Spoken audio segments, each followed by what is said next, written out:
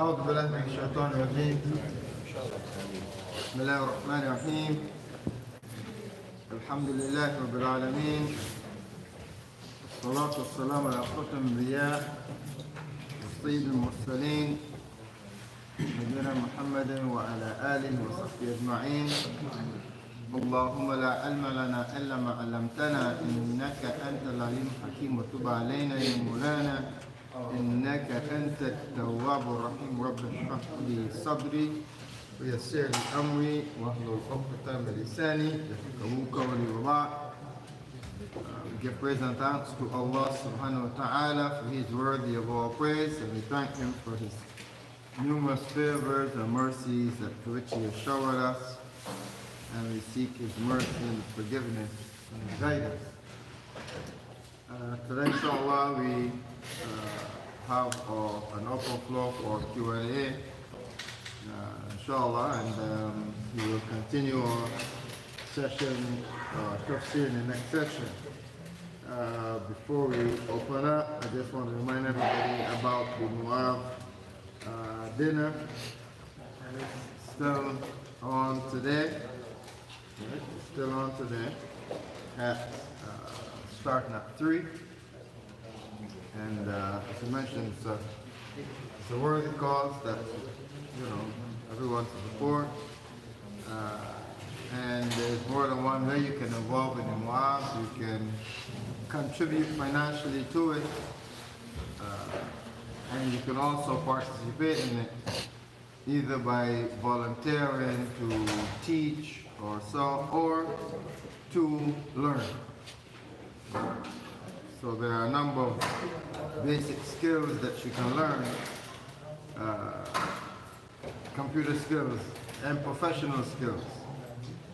So the basic skills and professional skills that you can learn, and it doesn't really cost you that much.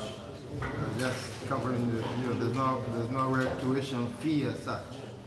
You contribute towards the materials that you get, because we got to produce some materials for you. That's about it enough to cover your costs for the exams and stuff like that. But other than that, it's all pretty much straightforward. You can do, as I said, a lot of basic skills and also professional skills where you can get trained to actually, so you can join either in the only way you can benefit from the Mu'adh. So this is our annual event that we do to keep our lights on. We do this as an annual event to keep the lights of Mu'adh on, because Mu'adh is a faith-based social welfare organization. So we don't have any paid people. Everybody is volunteer. It's all volunteers to keep the work going. But we have to raise money to pay our rent and to keep our lights going and to keep the programs functioning. So try to support this program if you can. I have tickets with me still. Sure, you can come and pay at the door. But we have tickets available still. So anyone try to collect a ticket and encourage people to come to the program, inshallah, if you can, inshallah. Okay, and today, inshallah, we have the open floor Q&A, inshallah. We're not very focused on any particular topic, but we have it open so anyone can raise issues and other questions. So inshallah, the floor is open to anyone who wants to.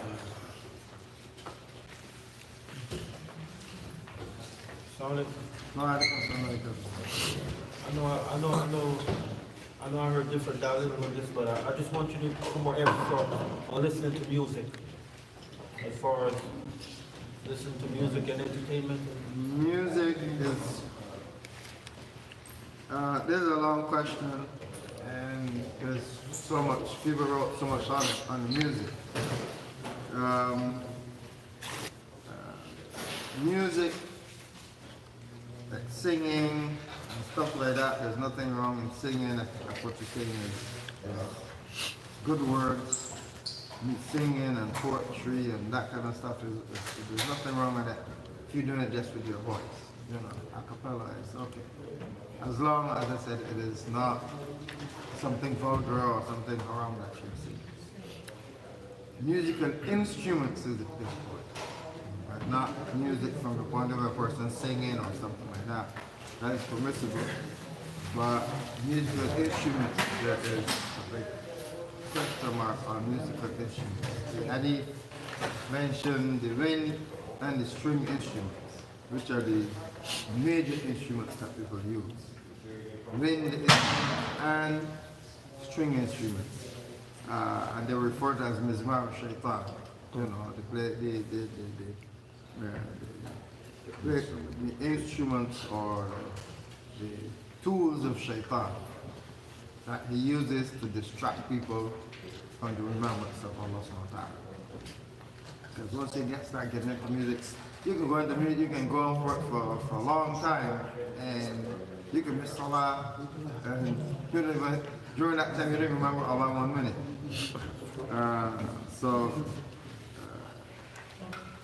It is used to distract people from remembrance of Allah subhanahu wa ta'ala.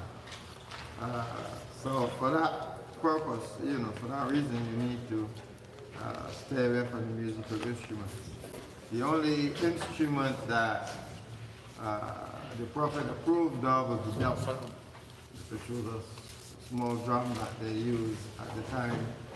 And they used it at the time, they did that at the time. The merrymaking was done only on special occasions.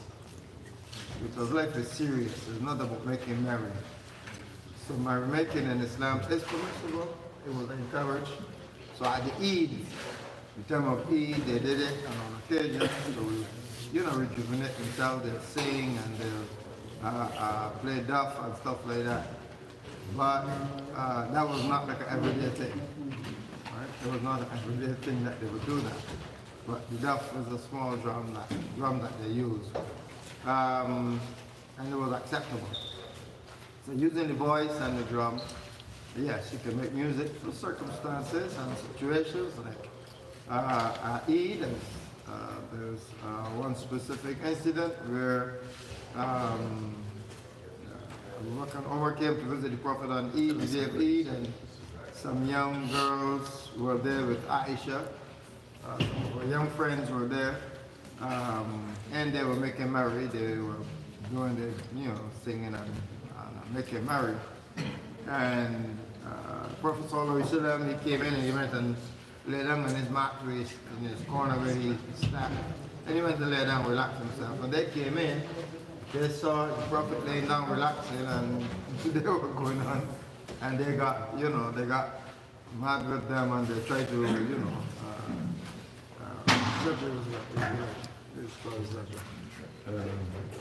like to stop them. they tried to, you know, they tried to stop them To with a stop hard way. them with a little Like force. with force, in a hard way, they try to stop them. Yeah, in a harsh way, they try to stop them. Why you disturbing our soul and trying to rest on that kind of way, they try to. And the Prophet,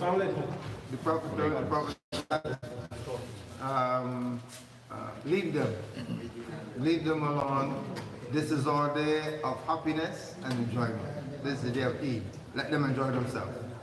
You know, and he thinks so. On occasions, like weddings and on occasions when it called for merrymaking, that was permitted. That was thing, but it was not like an everyday thing that people every minute, every day driving the street on the road and you hear them playing music so loud you can't even hear yourself. You know, some people I believe there's some ear damage because it's not the music so loud. So that's singing and stuff like that. No. I want to add something to it, right? Why the music, it was referred to as Mizmar al-Shaitan, the instrument of the Shaitan. After the death of Adam and his 2 children and their tribes, they separated. So the good one, he occupied the top of the mountain, and the bad one, they occupied the valley. And they were separated, no communication, no trade whatsoever, nothing. And the shaitan, and seek refuge in Allah from the shaitan, he was always on the edge or down the road from the mountain to the valley, trying to create some kind of fitna to incite a situation between both of them so the intimacy will continue. Because the intimacy, it was like frozen. We are enemy, we don't deal with one another because you are deviant and we are righteous, and that's it. But the shaitan, this is not enough for him. He have to see blood, he have to see killing, he have to see fitna. So what the shaitan was doing, trying by every how to get the people from up there to get down there, and the people from down there, they are always fear of going up there. Because this is al-batil, and al-batil, the people, the deviant people are always have fear in their heart from the people, those that they follow the right path. And Allah subhanahu wa ta'ala, He indicated that in the verse of Al-Hashr, the resurrection. وَلَأَنْتُمْ أَشَدُّ رَهْبَةٌ مِّنَ اللَّهِ فِي صُدُورِهِمْ. That we as believer, we put fear into the heart of the non-believer more than their fear of Allah. So it's clear right there. The shaitan, one day, he's a creature, all right? So he feels the coldness, he feels the heat and everything. So one day it was cold, so he lit some fire. And he was standing in a position where his back it was to the village in the valley, and his face was facing the fire. So every time that he breathed, whoever behind him from distance, they think that he's inhaling something. So when you inhale and you give your breath back, you know, you feel like he's inhaling smoke and he's kicking it back like dragging the smoke. So somebody came close to him not knowing that he's the shaitan, because the shaitan, he resembled himself as mankind. So he told him, what are you doing, man? Are you smoking something? The shaitan already calculated the idea in his mind, and he said, yeah, I'm smoking. What are you smoking? He said, this. He pointed at the fire. He said, how do you smoke that? So he brought some grass and he rolled it with the fire and told him, here, that's how you do it. So he is the one who created smoking. That's number one. Number two, the people in the valley, they used to have an annual event where they used to make noise and they gather together. What they do is making noise and drinking. They didn't know anything about music or singing or anything. So the shaitan, he wanted to incite that act of ignorance, that act of, you know, that keep you away from worshipping Allah or being wise. So he started to give like beautiful, eloquent words, and that's what we call in our language today, poets. All right? So everybody like, wow, we have never heard those words before. And he was very eloquent. All right? So people in the following event, all right, they used to bring him, and his resemblance, of course, he had to look like mankind, so he was growing. Like he's older and getting older, but he's the shaitan. And every year he become more professional on the words, what we call today singing. And he realized that the people are overwhelmed with that. What we need to do to bring them more into the lost destiny, to keep them away from thinking about Allah and righteousness and all that. So it's got to be something else. One day he was sitting there thinking, while the people, they were sleeping, but people are sleeping, but some of them are awake, you know, drinking liquor or anything. So he had a couple of stones in his hand, and he was throwing the stones right on the rocks. They were making sound, all right? And somebody came and he told him, what are you doing? You know, what's that? He calculated that. He said, that's some kind of a good sound that I like. They didn't know how to refer to it as music. So he told him, can you do that again? So he did the sound, but very closely, and he's very creative and very quick on, you know, fixing ideas and putting things together to corrupt mankind. That's his goal. So one of the mankind, he told him, you know, one of the people from the valley, he told him, wow, that sound with the words that so-and-so he gave in our annual event, that will make some kind of, you know, good festivity, a good joy. He calculated that immediately. He said, well, I can do that. He started to bring a couple of rocks, one big, one small, and one smaller. By tapping on each rock individually gives a different sound. When you tap on a bigger rock, it gives you a different sound. On a middle-sized rock, a different sound. On a smaller rock, a different sound. And he was very creative on dictating which rock to tap on before the other, and which one he advanced, and which one he go with the words, the poet that he was given. So that's what was the creation or the invention or the deviant invention of music and singing. Therefore, Umar ibn Khattab, that's what he said. He said, Mizmar al-Shaitan, the instrument of the shaitan. So anything that makes sound, that it will go with the words that mankind speak, all right? It's called music. And music and talk together, it represents singing, all right? And the first event that came after that, it was the sound of the rocks, along with the words, all right? So people, and along with the liquor, people, they were overwhelmed, and they start to become, naked. They really stripped themselves out of their clothes.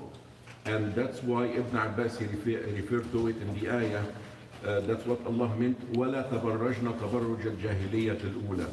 Do not expose yourself in the way that those before you have exposed themselves. Ibn Abbas, he said that this ayah came for that event. I refer to it as the first Woodstock. Not the Woodstock that happened here in the 60s or the 70s. That was the first Woodstock. So if you are coming to give da'wah to someone that he doesn't know anything about Islam, he doesn't know anything about Allah, but his heart is leaning toward the truth. He's been raised all his life on cracks, liquor, music, and you cannot come and tell him this is haram, this is haram, this is haram. Allah subhanahu wa ta'ala, out of his wisdom, when he stopped the people from the liquor, he said, do not offer the prayer while you're drunk, until they get used to offering the prayers and getting blended into the iman and testing the beauty and the sweetness of iman submission to Allah subhanahu wa ta'ala. Then the order came after that, liquor is forbidden. So out of wisdom, all right, music, you cannot say haram, you cannot say it's halal, but the thing is, any music that is out of the ordinary, any loud music, it's forbidden. Any song that it's low written words, it's forbidden, all right? Until the people, they realize by the fitrah, by the nature, that this is the innovation of the shaitan, and it's up to you to keep away from it or to follow. This is the conclusion of what I heard and what I gather about music. Is that the story? Is it from in the hadith? What is the story? How the shaitan started? Here we go. Again, don't try to corner yourself or corner me into what we call Israeliyat. It is Israeliyat. Oh, okay. But the Prophet alayhi salatu wasalam, when Umar ibn Khattab, Ridwanullah alayhi, he came to him, and he have scripts from, like pages, statements from the Torah. And he tell him, look, Rasulullah, look what I have found. The Prophet alayhi salatu wasalam, he knows what he is bringing, because Jibreel alayhi salam used to tell him what's coming and what's going immediately. All right? So the Prophet alayhi salatu wasalam, he looked at Umar and he was saddened. I'm not going to say angry, because he said do not get angry, but he was saddened on the act of Umar. He told him, Umar, أمتهوجون نحن, وفي رواية in another narration, أمتعوجون نحن. Mutahawwijun, it gives the meaning, are we arrogant? And muta'awwijun also, it means, it gives the same definition. So two different words and two different narration, both of them they give, are we arrogant or what? He said, أنا النبي لا كذب, that I am the prophet, there is no lie, there is no doubt about it. أنا ابن عبد المطلب, I am the son of Abd al-Muttalib. لقد أوتيت جوامع الكلم ومفاتيحه, I have gotten all the talk, all the speeches, the righteous speeches from Allah, and وَجَوَامِعُ, and everything has to do with that. All right? So you don't need to go somewhere else to get something to show it to me what it is. أنا النبي لا كذب أنا ابن عبد المطلب لقد أوتيت جوامع الكلم ومفاتيحه وعندي العلم كله وعلي باب من أبواب العلم. the Shia, they will feel happy with this, but it is the statement from the Prophet alayhi salatu wasalam, that he referred to Ali as one of the people that we trust their statement and their knowledge. The Prophet alayhi salatu wasalam, he gave a statement also about that. He said that with the Israeliyat, don't deny it, but don't approve of it. But we can relate to it if it comes to an area where we have to relate to it, because that's the only source of knowledge that we have. Jazakallah khair. وإياكم إن شاء الله.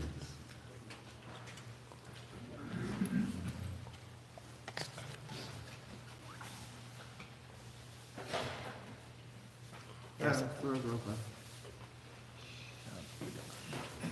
من العلماء. Quite. Yeah, I was asking about, I forgot. There is one question I want the Sheikh to address it, and to address the answer to. We can enlighten ourselves with that. When someone divorced his wife, and he was under the, I'm not gonna say the spell, but he was sick, he was ill. And that illness make him not to be in the position of deciding what is right and what's wrong. And he gave the word of divorce to his wife 3 times or even 4 times to make it happen. What will be the position of the Sharia and the ulama from such a situation?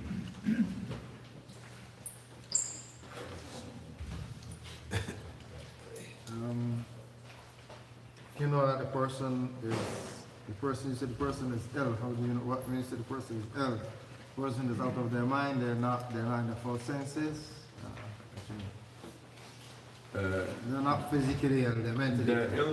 The illness have to do with their state of mind, that they were taking medication to stabilize them and to stop anxiety and things in that nature.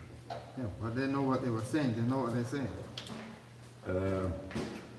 Actually, psychologically speaking, a person in that state of mind, he does not comprehend, neither he cannot think right.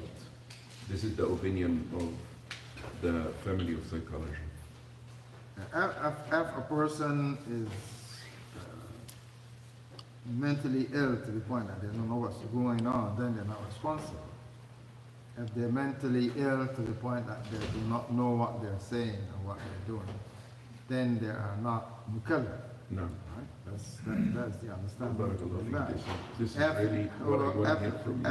However, that they know what they're saying, people might be mentally ill, people suffer with different states of anxiety and bipolarism and stuff like that. They're not crazy. Right? They're not crazy. It's a chemical imbalance in their brain that they need medication to help stabilize them, so they don't go too high or too low. That stabilizes them, but they're not crazy. Right? They won't be characterized as being crazy. They know what's going on with them. They even know what's happening to them. They're aware. But they're not so I mean, it depends, when it comes to mental illness, you have to get the expert. Agree that you and me, we are not qualified to determine mental illness. I'm not a doctor, right? So I don't really get, if a specialist telling me that this person is mentally ill and they're not, they can't comprehend what's going on, then as the expert, I'll take their word, But other than that, is not. How would I know that the person is? I can't determine that the person is ill. I can mentally that is. I can't determine that the person is mentally unstable. You can't. They can't comprehend what they're doing. So you need a medical practitioner in that field of mental health. He said that this person is not friend. For instance, many people commit crimes, and they claim insanity, you gotta bring experts, Absolutely. right? In a court of law, you have to bring an expert that says this person is mentally unstable and they're incapacitated to the point mentally that they're not able to make a rational decision. Right? They're not able to make a rational decision. And if the expert can determine that after the interview and testing with the person, and they determine that this person is not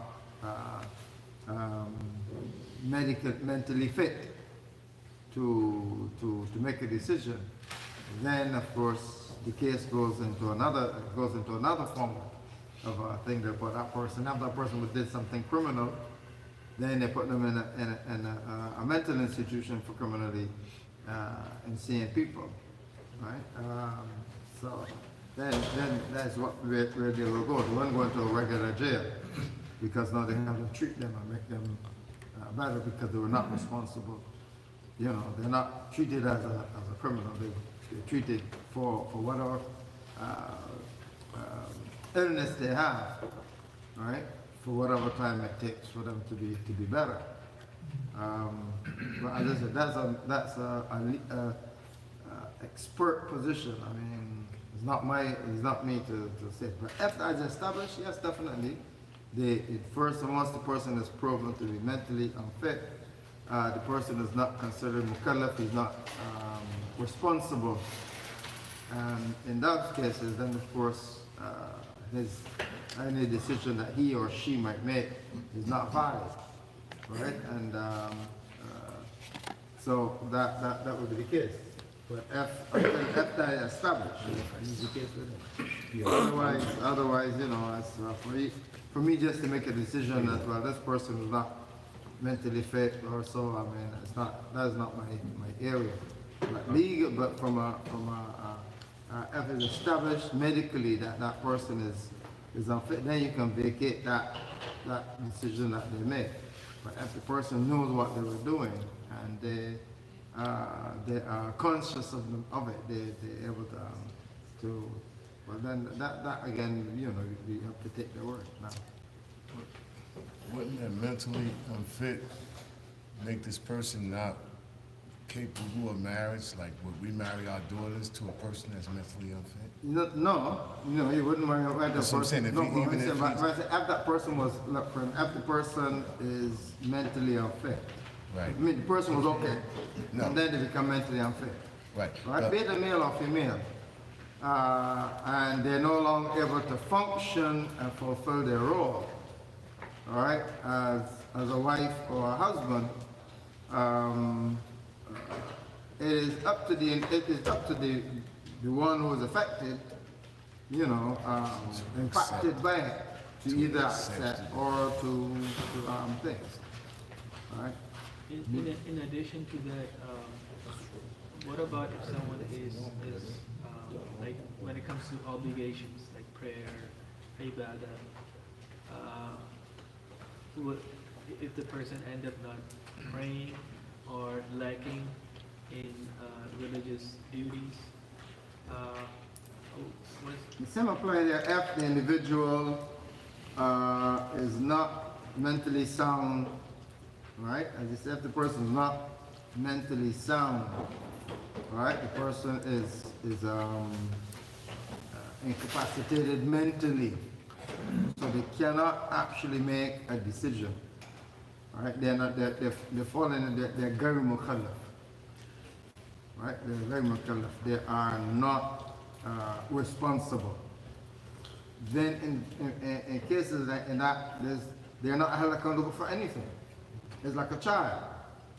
A child is not responsible, so therefore they're not held accountable for anything.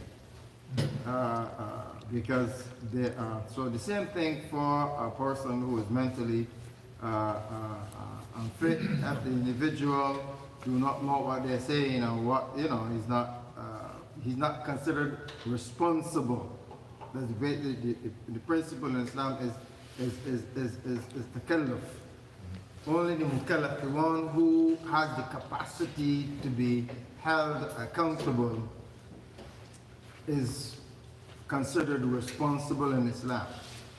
So the one who does not have the capacity for responsibility, that person is not held accountable, is not responsible in Islam.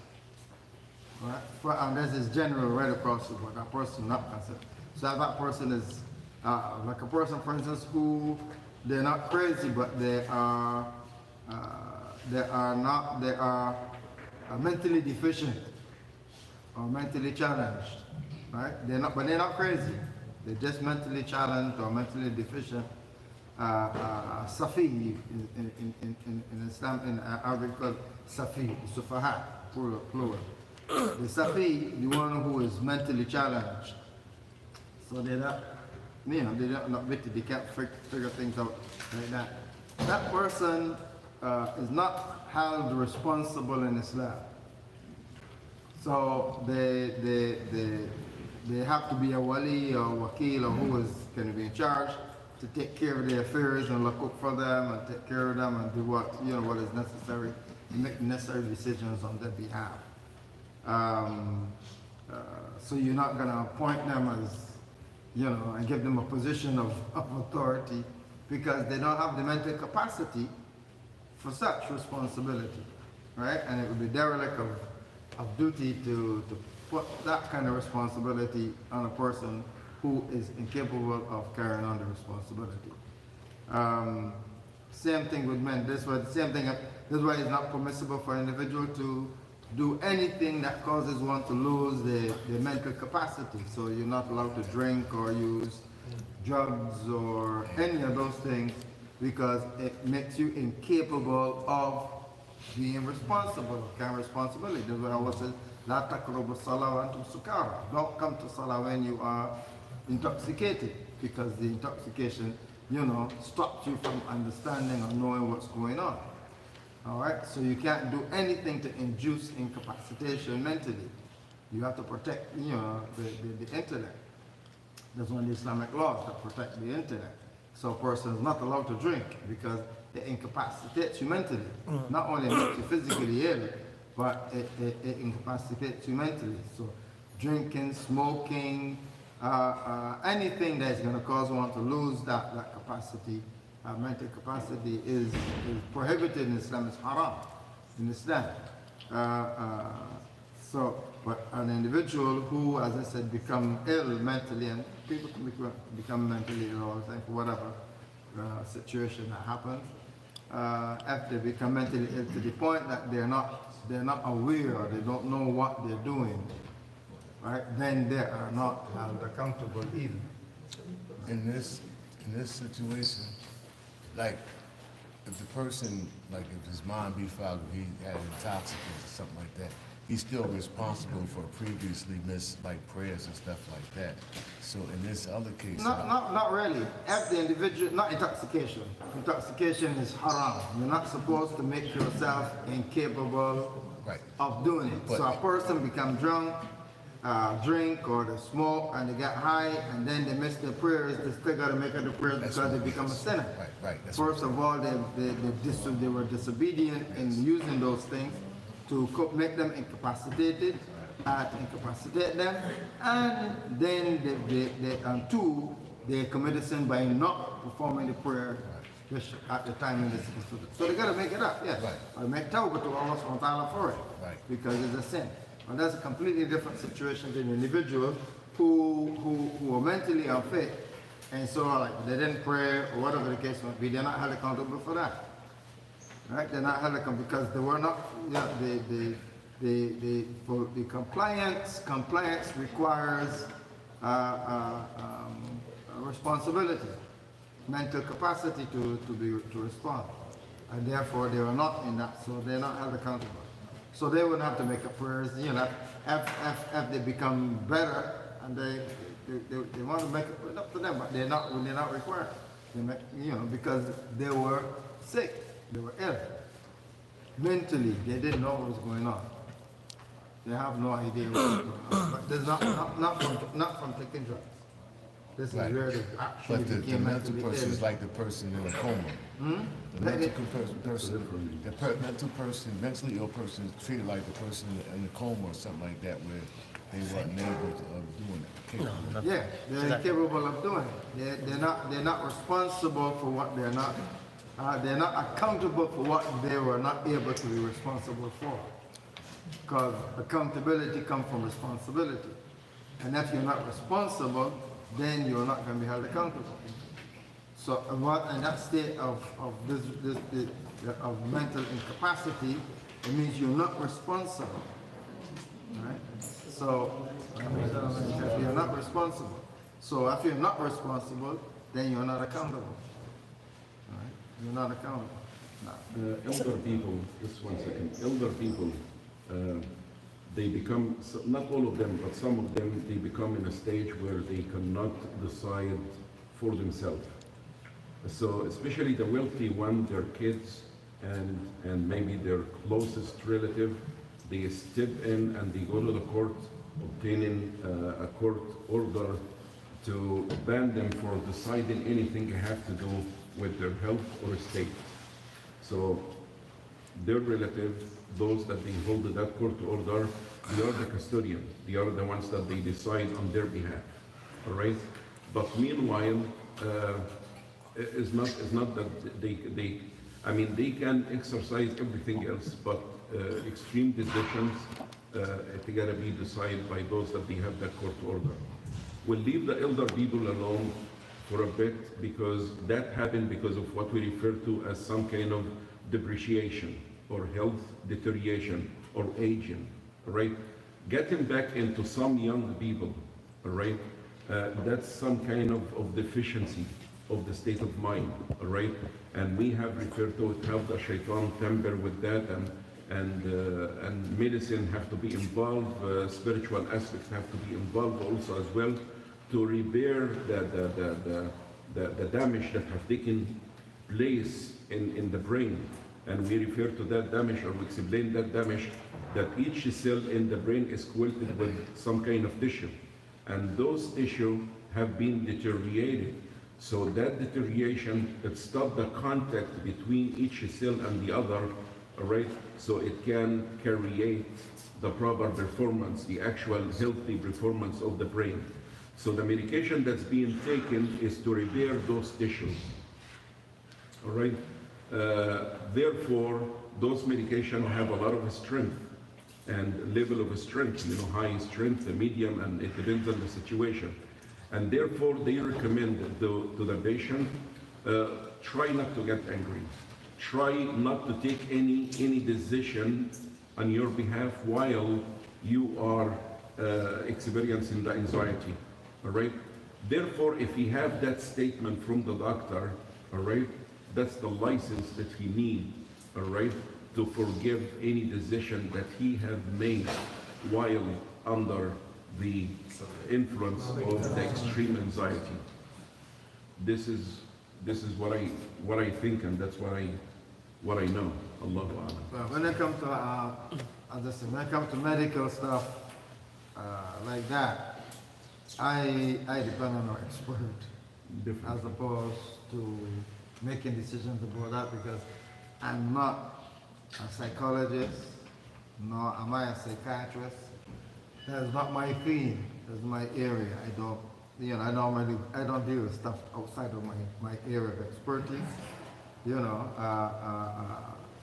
So anytime, like people come to me, I do counseling.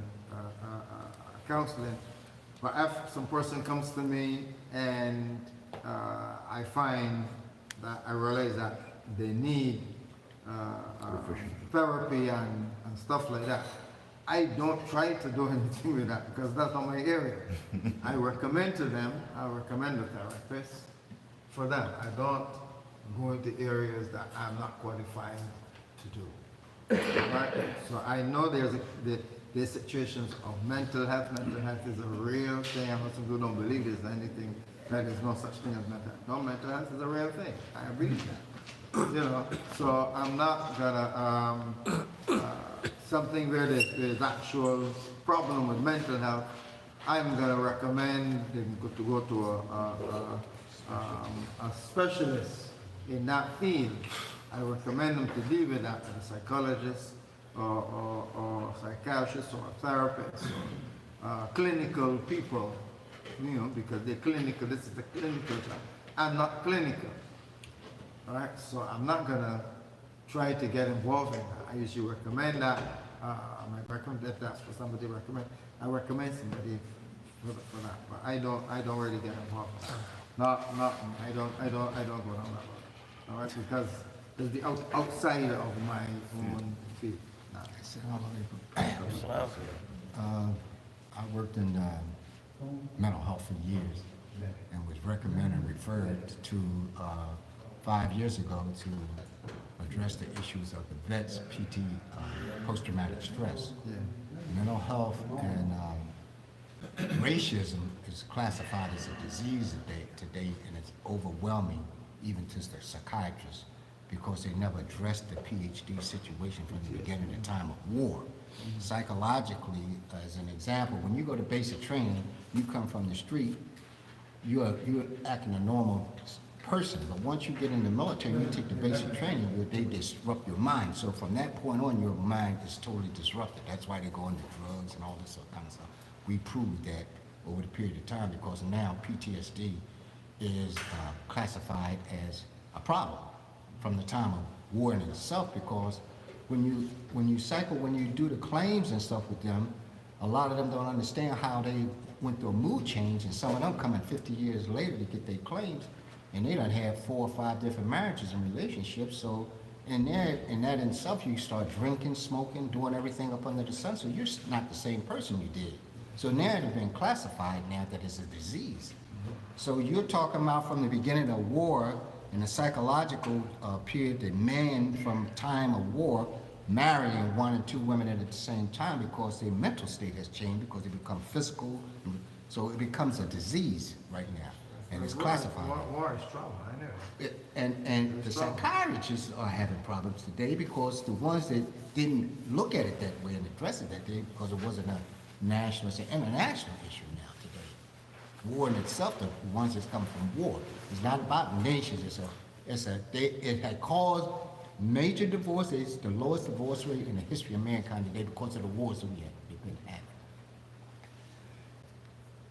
It's the people, the ones, the clinical people that's coming behind them with the medical situation is not addressing it properly, because the people that's on the situation in the medical situation is a problem, because the drugs in itself is not curable, because the body can't break down them kind of drugs in a period of time in no 24 hours. You take 4 or 5 pills a day and stuff like that, so it's an issue that they can't control.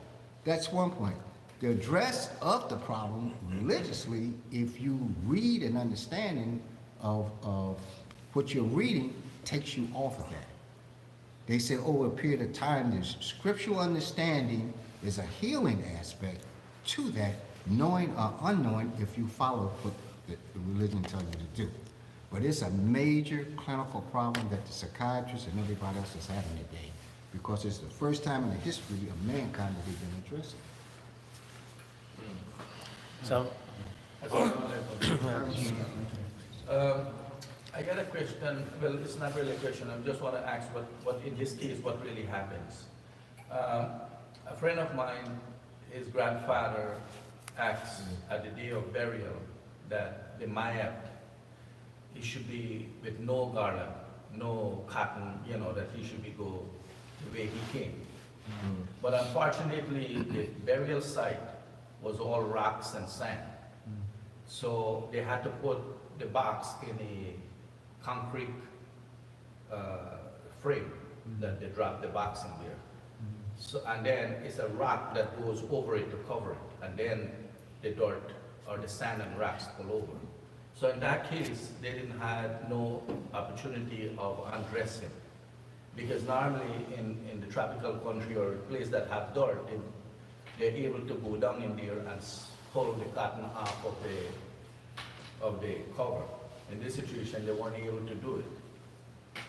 I'm not quite. Muslim, yes. I'm not quite sure. When you the burial, one of the duties that you have to do for Maya, after ghusl, you have to make kafan. Kafan is the shrouding that they have. And they have to bury in a shroud. No Muslim is buried naked. A Muslim cannot be buried naked. You're not allowed to be naked when you're alive, you're not allowed to be when you're dead. You have to have the shroud. All right, so that kafan, as I said, it can be 2 sheets of cloth. It can be 1 cloth. Have you only have that one cloth. But, 2 sheets or 3 sheets or however is that one uses. That you must wrap the body after bathing the body. You must shroud the body in the kafan and bury the person just like that. The person is buried like that. You don't have to bury in a box, right? That's not, according to Islam, that's not required, right? And so in Muslim countries, and even some countries in the West, where some areas where they're permitted,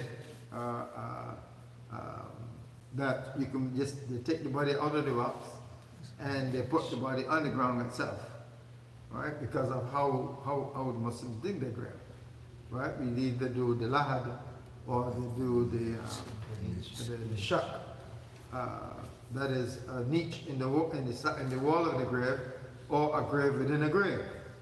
Right? There's the 2 ways of putting the grave. So the dirt doesn't actually fall on the person.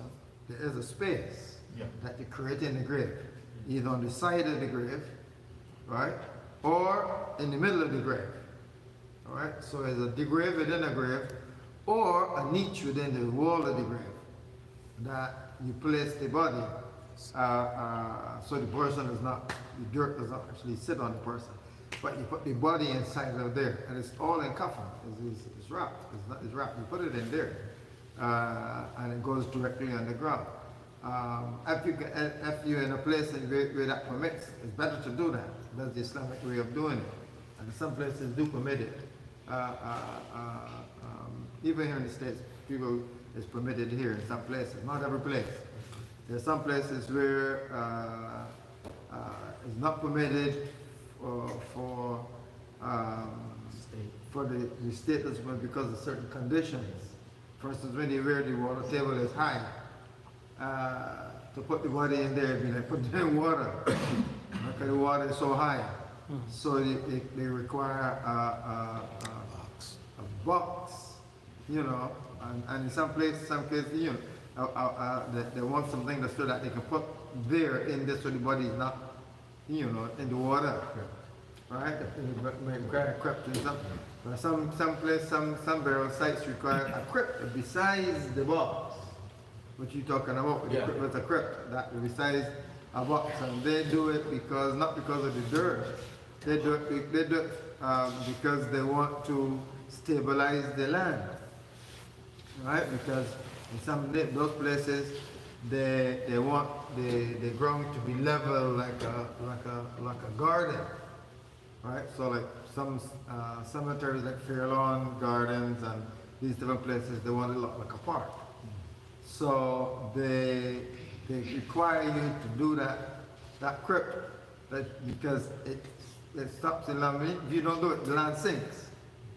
You just put a box in there, the land will sink. When it settles in, it settles and it be up and down like this. They want it to be even, so they put that crypt inside, and then you put the box inside.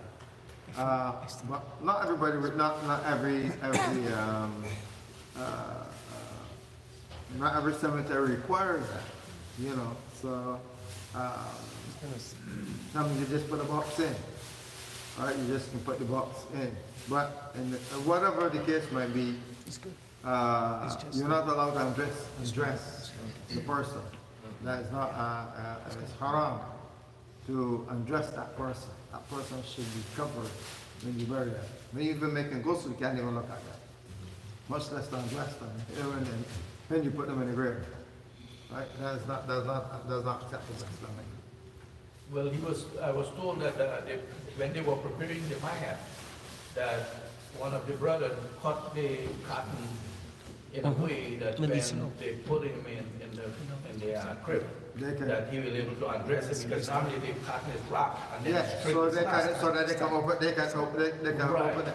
But in that- this one, they prepare it in a cut that when they put it away, he can, slide it out, or when he go to the funeral ground, to the burial ground, they weren't able to do it because of the Yeah, but stone that the machine lift to put it over. in Islam, So he had to in go- Islam, that is not, that you're not supposed to do that. So he was worried that his grandfather's not gonna be having a resting soul now, that he's gonna be in the problem. No, no, what nonsense is that? That's nonsense. That's nonsense. Yeah, he said that. That's absolute nonsense. No, but he said that the grandmother was seeing grandfather coming at the back That is step. absolute nonsense. You know, the jinn is playing with his head. You know, that's nonsense. The shaitan playing with his head. That's nonsense. You know, you believe in this kind of crazy, shaitan put this kind of crazy stuff inside your head. So you think about it, you know, and then they play with you. But that Islamically, no, there's nothing wrong with it. Yeah, that is wrong. The shaitan always wants you to do something against what Allah says. And they'll play with you all the time. They'll play with you to get you to believe that what they're saying is right. Because they want you to go against what Allah says. So that is wrong. You bury the person. The Prophet ﷺ says that when a person dies in qata', all his worldly actions is done, finished. In qata' means that it's cut off. There's nothing happening. Disconnected. He can't do nothing. Right? Dead people cannot do anything. Period. I don't care what people say. You cannot, a dead person cannot do anything. That's why people are afraid of dead people. You should be afraid of the living one. Not the one that dead. You're afraid of the living one. Not the one that dead. The one that dead is finished. He cannot do anything. What happens is that the shayateen, they come when you believe those kind of things, and they put you to believe that, then they will come and substantiate it because you're going to follow them. They can get you to submit to it.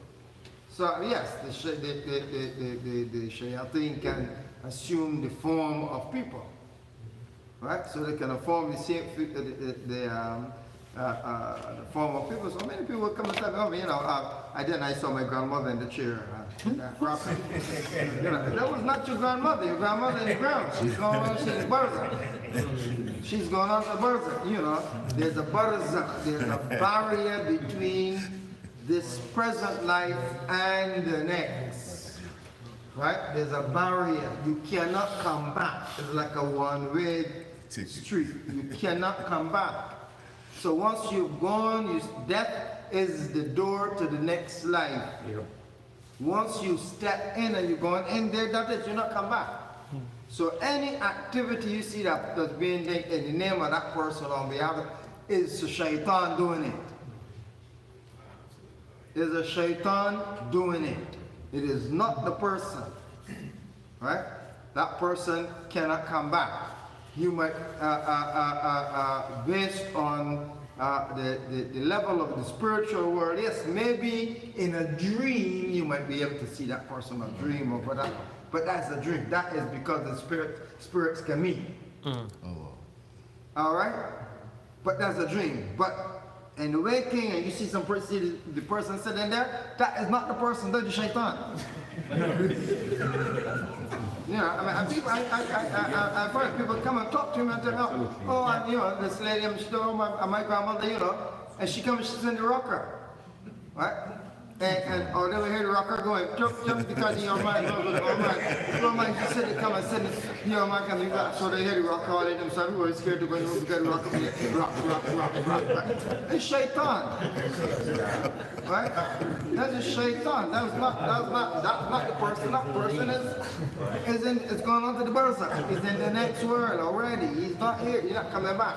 So any actions done in the name or behalf of the person, you know, any physical act, you know that it is not that person. You know straight case that is the shaitan who is coming to capture your mind, to make you deviate and go from it. He's trying to capture you.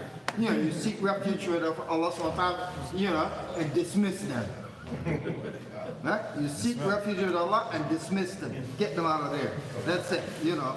But if you fall for their trick, you know, then they wrap you up in all kind of stuff, then you go to this person, and then this person tell you to do this, and they can take you the long road into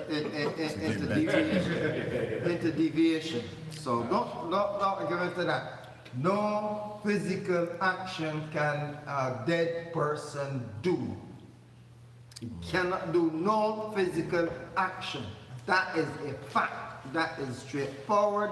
Never, believe that from nobody. The Prophet says, in qata'a, means his actions in this dunya is cut off. Nothing the person can't do it. So that's it. And that's, I believe the Prophet because the Prophet spoke the truth. Right?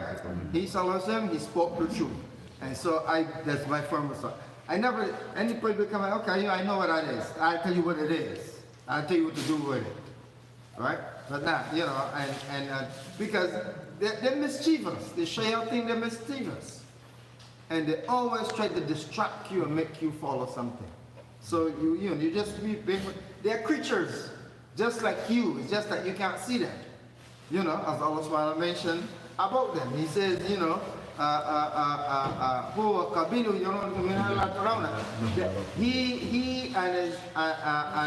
and his tribe can see you and from avenues that you can't see them. All right. So they are creatures, and they try to create confusion to make people go off track and stuff like that. But so they make you believe yes that the person is there, the person doing this and that. That person dead and gone. That's why you find some people, and they're going to worship the dead people because they think that, they can come. No, you can't do that. They're dead is dead. They're finished. They're gone to the next life, to the meeting with their Lord. They ain't coming back here. They're not coming back. So don't worry about anyone come and tell you that is the person. If you meet that, you see that person, and somebody tell you that that's the person, no, he's shaitan. He's the shaitan. Tell him straight up, you're the shaitan. Get out of here. All right, so that is the Islamic position. So stuff like that, we don't do those kind of things. We don't follow anything that goes against Islam, against what Allah subhanahu wa ta'ala and His Messenger say. You do not go against it. Otherwise, you expose yourself to such crazy stuff that the shaitan then come and put something else in your mind and got you going on. Don't go against what Allah says. Can we also derive from this that Rasulullah sallallahu alaihi wasallam said shaitan cannot imitate him? Yeah. So It's only the Prophet sallallahu alaihi wasallam. Only the Prophet sallallahu. The Prophet says that the shaitan cannot assume his form. So the form of the Prophet sallallahu alaihi wasallam, his image, is haram to the shayateen. The image of the Rasulullah sallallahu alaihi wasallam is haram to the shayateen. They are not permitted to assume the image or form of the Prophet sallallahu alaihi wasallam. So that's why the Prophet says, if you see me in your dream, then you have seen me, because they are not allowed to assume my form. But anybody else, I hear people talk, they met Jesus, they met Prophet John, they meet this person, and all these prophets come and talk to them and all kind of stuff like, bro, you've been here, sometimes fellas trick you. It's not I've heard many stuff like that. No. Can Shayateen assume a living being? Huh? A living being? Yes. Yes, the shaitan can assume it. When it happened in the Prophet sallallahu alaihi wasallam, at Badr, right? At Badr, when Abu Jahl, right, was leading the people, after Abu Talib told them, send a message to them, look, everything is okay, you can go back to Mecca, right? I'm safe. I got away from Muhammad and his people, sallallahu alaihi wasallam. So you can go back to Mecca. Abu Jahl said, no. We're not going back to Mecca. We are here, we have to send a message to Muhammad and his people that not to mess with us at all. So we're going to Badr, we can march to Badr, and we're going to spend, we're going to sacrifice animals, and we're gonna sit there and we can make sure that the word is spread over, don't mess with us. That was his position. And the shaitan, when they went, he got Abu Jahl, once he got Abu Jahl, he came in the form of a man from, a well-known man from another tribe. And he shows up and says, I come to help and support you. Right? They know the shaitan, they thought was this man that they know from this other tribe, and they brought him up from other tribe. And he came and said, look, I'm supporting you. I am with you all the way. You right, we going and this and that, he up front leading.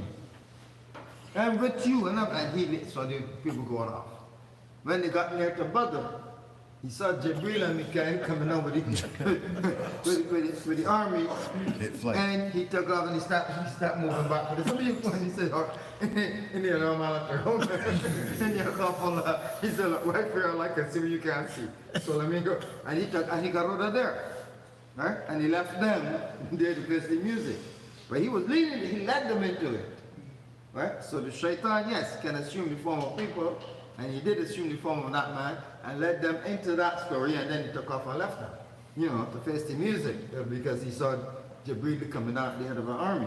And he knows, he knows this time is up, so he got away, got out from there. So they can assume the form of 11 person too, yes. I just read the Brother Harun. Assalamu alaikum. I'm changing the topic now.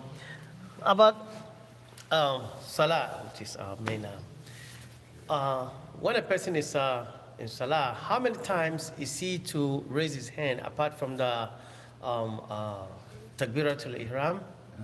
How many times is he to raise it in the Salat? Yeah. And also, going into from sujud, which is the best part, going with the hands or the knees? Which is these two questions, inshallah. Okay, this is a subject where, in terms of the moving of many hands and stuff like that. The hadith mentions that the Prophet moved his hands at 3 different points in the salah. Takbiratul Ihram, which is fard, right? That is compulsory. Takbiratul Ihram because it indicates the beginning of the salah.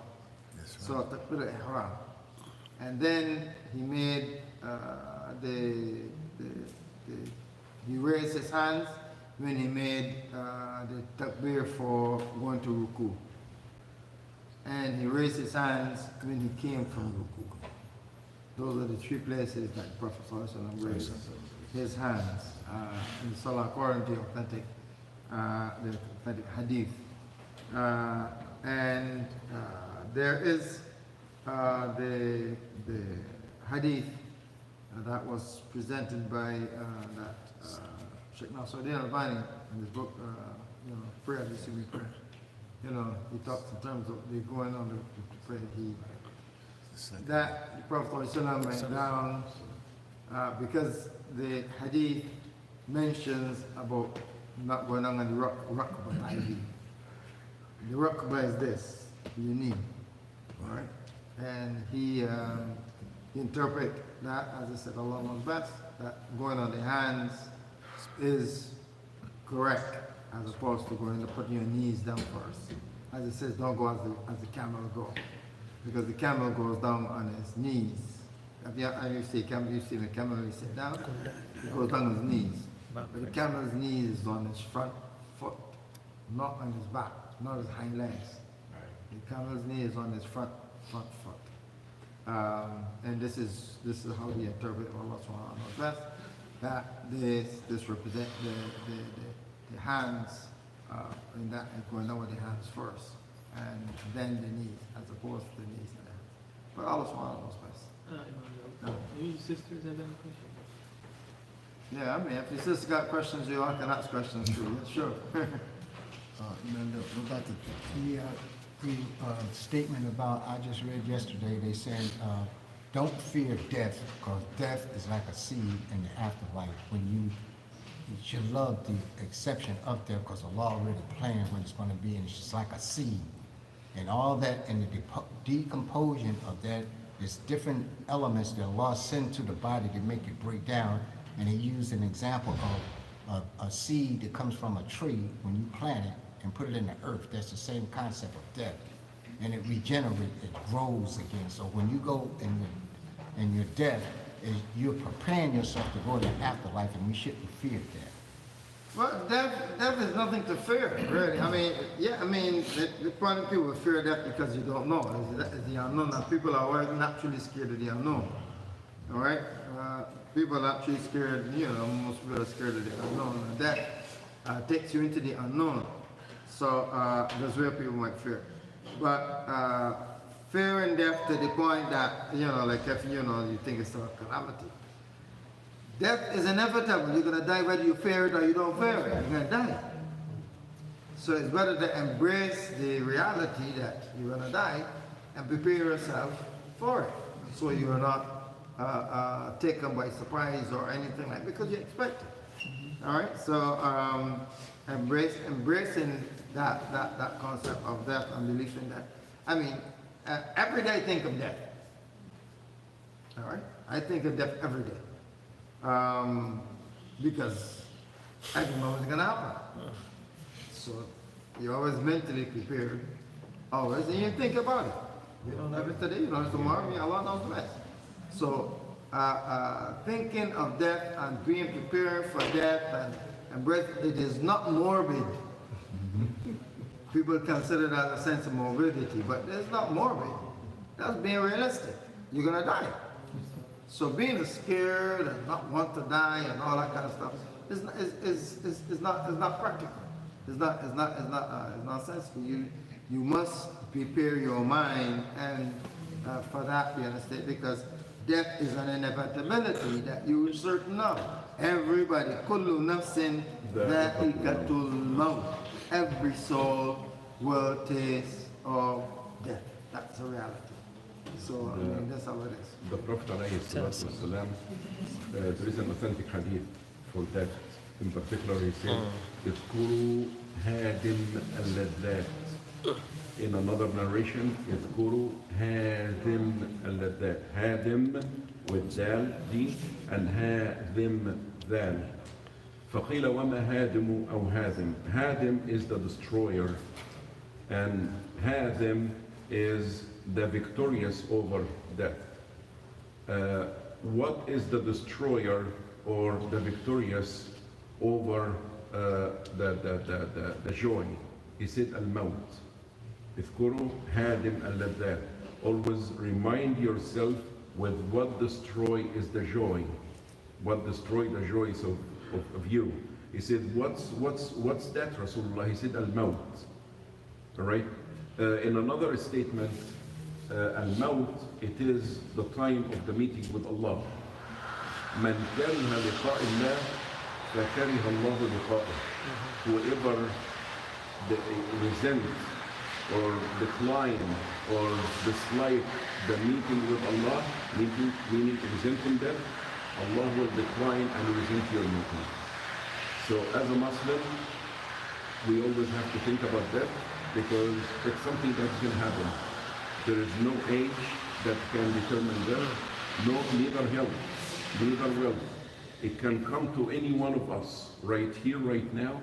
It can happen to any one of us in the street, at work, even at home. There is no time for it.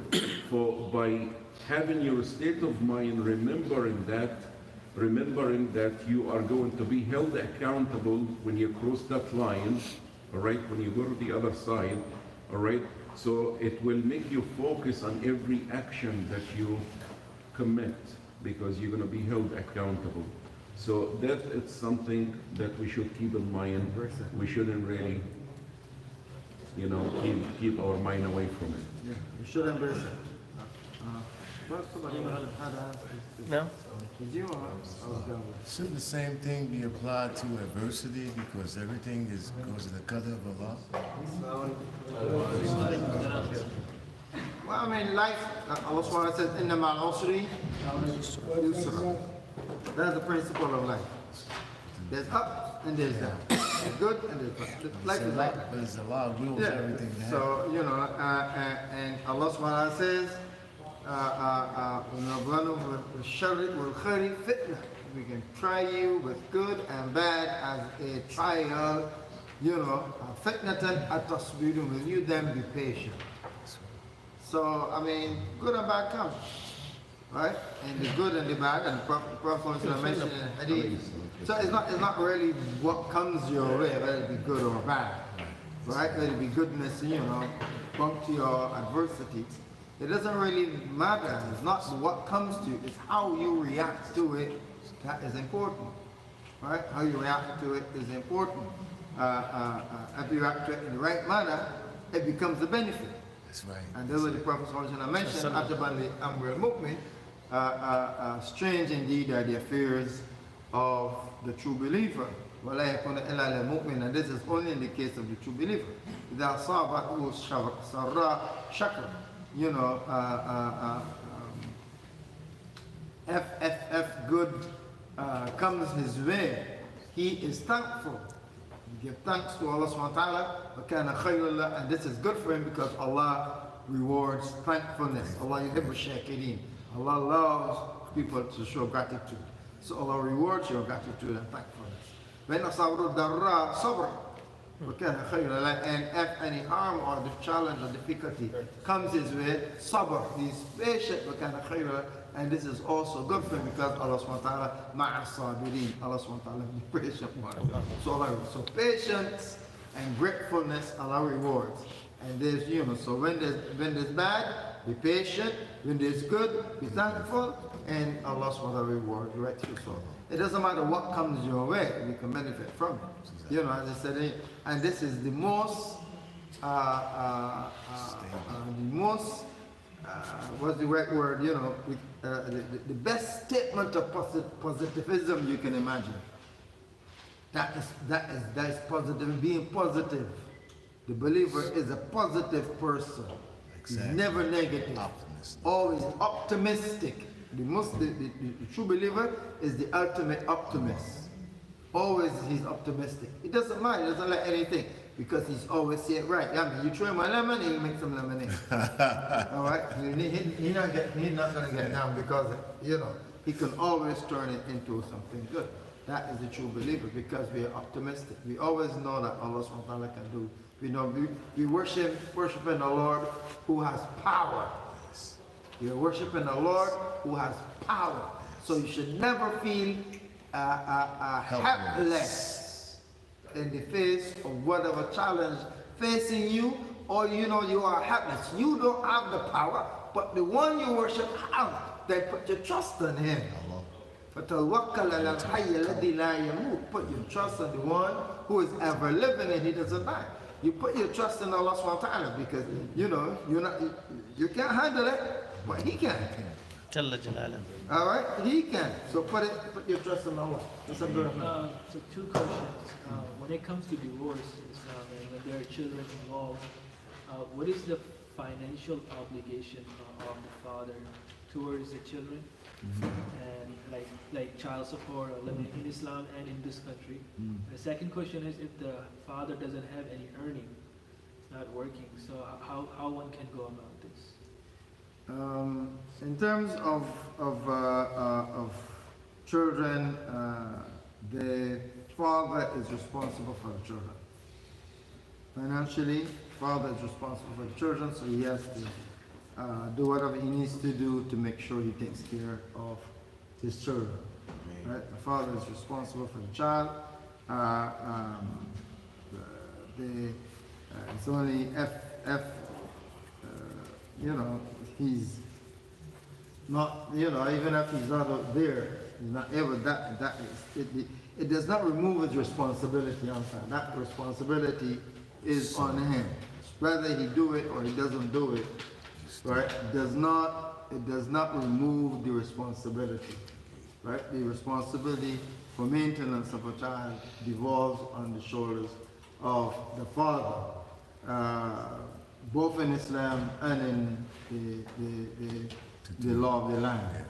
All right, it's the same. It does not matter he's held accountable and responsible for the children. All right? The individual, you know, they need to make whatever arrangements they need to do to try to fulfill the obligation, because it's on them, whether they have wealth or they get someone to help them or whatever the case may be. But that responsibility devolves on the shoulders of the father, right? Because the children follow the father. They carry his name, and he's responsible for, ultimately responsible for the children. Yeah. So that's basically the thing. So, Now, let's take sister, and then we take your name. Now, Regarding the father's responsibility for the children, now, doesn't that responsibility end when the children are 21? when you talking about the county law? The question the young gentleman asked, in the case of a divorce situation, the father, yes, he's responsible, but if the children are adults, let's say the children are 18 and over, does the father's responsibility end there? No, they're not, they are your sons and your daughters, but they are not children. Right. Once you become an adult, you're an adult, Oh, right? I see what you're saying. So the definition of children. So would be children, 18. once they are a child, then you gotta take care of them. When they become an adult, they take care of themselves. If you want to give them stuff and help them, it's entirely up to you. But the obligation is for them to become adults. You take care of them until they become adults. Once they become adults, they're no longer children. So he would not be responsible for, say, college education or furthering their education. For helping them, you can, you always should help your kids. Of course. Whatever you can do to help them, you help them and stuff like that. Yeah. But you're not obligated when they're adults. You're not obligated to serve them when they become adults. They're supposed to take care of themselves. If they're not able to take care of themselves because they're incapacitated or the case might be, but then there's something that's different. But as long as they become adults, you're not responsible. But based on familial ties and connections, you should help them as much as you can. Right? You should help them as much as you can. Now, if my sister, she have a puppy at her house, and if the dog jumps on you, does it break your rule? no. If the dog licks you, you gotta wash whatever it licks.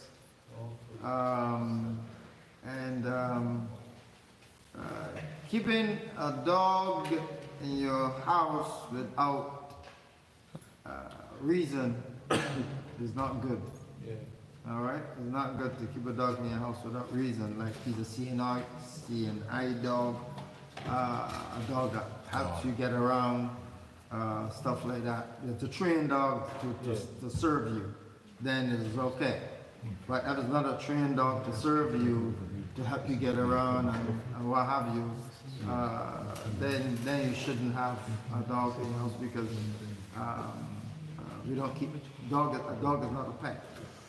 Right? A dog is not a pet.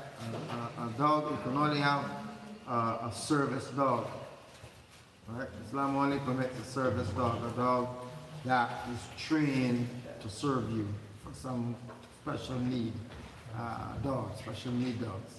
But other than that, having like how we have in this culture of dogs, we have a dog culture, where the dog is king. The dog got more rights than a human being. You know, you pass a child there and people pass the child on the street and don't give him nothing to eat. But if you see a dog collapse, the whole world fall down. So it's a dog culture we have. Yeah. The dog has more rights even than human beings. You become centennials. So we live in a dog culture. The dog is king. Right? Yeah, he's a member.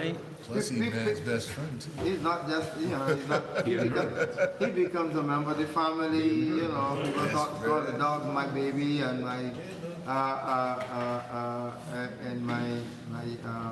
my child and my, and stuff The like dog that. go to the doctor before the kids. The Yes, kids are sick. the dog, yeah. I saw an incident that So we in the dog culture, but not that, you don't dog things, but in Islam, the having the dog in your home, all right, is the dog must be serving a purpose. Besides just being a pet around the house. If it's a guard dog, a watch dog, a sheep dog, a CNI dog, all the different names that they call for the dogs. But they have served these dogs are trained. Yeah. And they do, they serve them, right? But yes, that is permitted in Islam. But the one that people just get a dog just for a dog, because everybody have a dog, so I gotta get a dog too. Yeah. That stuff. I saw incident and that a dog lick a person. If the dog lick you, the saliva of the dog is najis. Yes. Right? Not the body of the dog, but the saliva of the dog is najis. Right? Is unclean. So if the dog licks you, you have to wash it or lick your utensils or your clothing or hands. You have to wash that. It wouldn't break your wudu, but you have to wash it. Because dog saliva is najis. Right? Because dog saliva is unclean. Right? So if the dog, not the body, if the dog rub on you or stuff like that, it doesn't affect you or but if the dog licks you, then that is then you have to go and wash purify yourself on that, because dog saliva is najis. Right? It's considered an impurity. It's considered an impurity. There is a story, and I'm going to end up with this. The story happened really in Egypt, and I heard it from Rahmatullah alayhi, Sheikh Muhammad Abdul Hamid Kishk. And in the story, one of the villages, there was a very rich man, and the villagers in Egypt are really not educated. They are basically farmers, not educated. So, and they were very poor, and that man, he's the only rich man in the village. The man, he see the people living in poverty, and he feed his dog meat and chicken, and the people, they become very upset. So they went to complain to the man. We deserve that meat. We need to eat meat and chicken. Give it to us. I mean, that's a dog. So the man, he become very upset, and he said, mind your own business. Get out of here. So the people, they become very upset, and the man, he become very arrogant in the way that he hire a chef to cook for the dog. That the people became very annoyed. So the people, they tried to conspire, to annoy that man and to get him angry. So they end up killing the dog. The man, he became very upset, so he make a big ceremony, for the death of his dog. And he invited the most highly, profiled sheikh to recite Quran. And this is like the practice in Egypt. So the people, they said, this man is crazy or what? So they reported him to the prosecutor. There are two kinds of prosecutors in Egypt. The tribe prosecutor, and he's an average person, and he's a wise man. And there is the judicial system prosecutor. So before you go to the judicial system, you have to go through the wise man first. So they have come to him and they tell him, look at this man is crazy. He is having like a big event, and most of the sheikhs are coming there reciting Quran, and guess who's the dead person? And he said, who? He said, his dog. He said, is this man is crazy or what?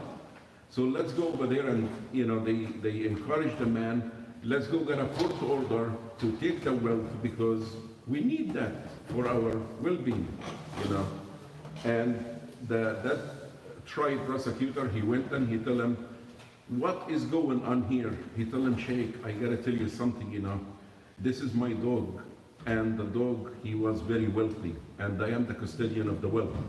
And everything that I do based on his, recommendation, based on his wasiyah. And also in his wasiyah, he included that you are inheriting part of his wealth. And the sheikh, or that judicial person of the tribe, he looked at him and he looked at the people and he said, what did he say, Rahmatullah alayhi, his name? So, animals, it becoming fitna to keep them with you because the shaitan, he make you believe that they are member of the family, and you end up caring for them more than your family because they cannot speak, they cannot decide, for themselves, and that's where it began. هذا والله أعلم. طيب أعوذ بالله من الشيطان الرجيم. كلوزات إن شاء الله من الله make it easy for us. إن شاء الله سبحانك اللهم وبحمدك نشهد أن لا إله إلا أنت نستغفرك ونتوب إليك. جزاك الله خير. السلام عليكم. سبحان الله وبحمده. لا إله إلا أنت.